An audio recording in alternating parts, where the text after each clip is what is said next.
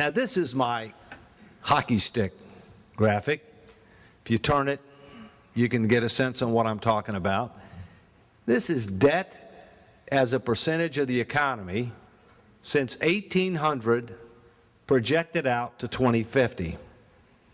Now, as you know, all the scholars of the Constitution, 1789 was when the Republic was founded.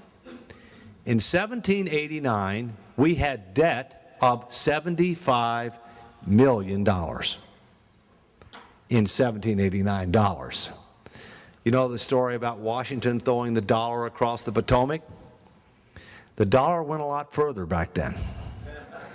And I actually live on land that Washington used to own, looking at the Potomac. But the fact is, here's what you probably don't know about those numbers. In 1789, $75 million was 40% of the U.S. economy. And so we had debt equal to 40% of the U.S. economy. But what you probably don't know is that that wasn't just the federal debt. That was all the debt of the states. Because in order to get the Constitution ratified, Hamilton did a deal, coupled with deals done by Jefferson and others, to be able to create the national bank, assume all the debts of the states, have the capital in Washington, D.C., which was, center of the colonies at that point in time. That gained ratification. So for debt equal to 40% of GDP, we won our independence. We gained ratification of the greatest political document in the history of mankind. So we got something for it. And you'll see that when you look through history, that except for periods where we had wars, depressions, or recessions, until recently, debt to GDP went down. So in other words, we took on, we ran deficits, we accumulated debt when we were at war, recession, or depression. And then one of the obligations as a society and of our elected officials was, once those had passed, was to lessen the burden on future generations. Now, why was that? Because one of the things that this country was founded on was thrift, was savings, was people abhorred debt. We had debtors' prisons. If you did not pay your debts, you went to prison.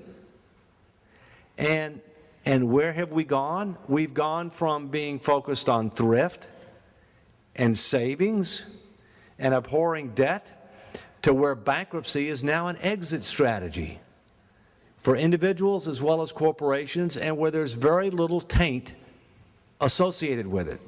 Remember when Joe Biden said on the stimulus program that he was going to embarrass anybody who didn't properly use the stimulus funds?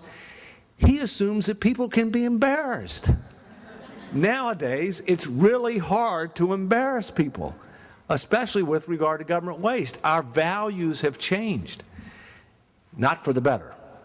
And the other thing that has happened is, at the beginning of the Republic in 1789, we believed in a very important word, which I hope you all believe in, I know I do, and that's a word called stewardship.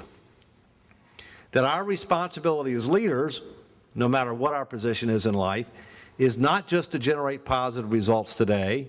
It's not just to leave things better off when we leave, whether it's our position or this earth, than when we came. It's to leave things better positioned for the future. And I hate to say it, but we're not doing too well on that right now. Because for the first time in the history of America, three things are going down. Three critical things. Number one, average income going down. Number two, average education level going down. And number three, average health status going down. That's a triple whammy. Now, we can turn it around, but those should be sending a signal.